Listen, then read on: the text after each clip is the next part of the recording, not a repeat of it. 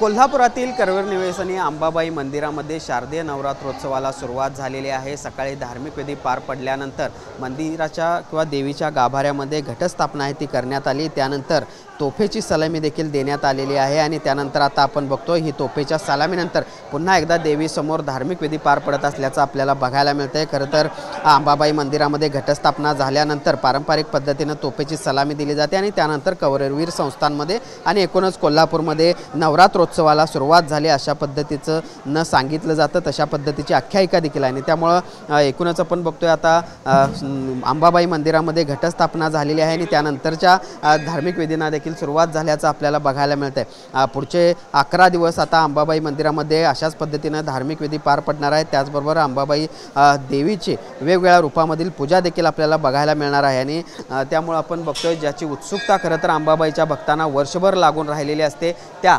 नवरात्रोत्सवाला आता सुरुवात झालेली आहे आणि अंबाबाई मंदिरातील देवीच्या गाभाऱ्यामध्ये आता घटस्थापना देखील झालेली आहे आणि घटस्थापनेनंतर खऱ्या अर्थानं या सगळ्या करवीर संस्थांमध्ये नवरात्रोत्सवाला सुरुवात झाली असं म्हणता येईल। सुनील काटकर, भूषण पाटील, TV9 मराठी, कोल्हापूर।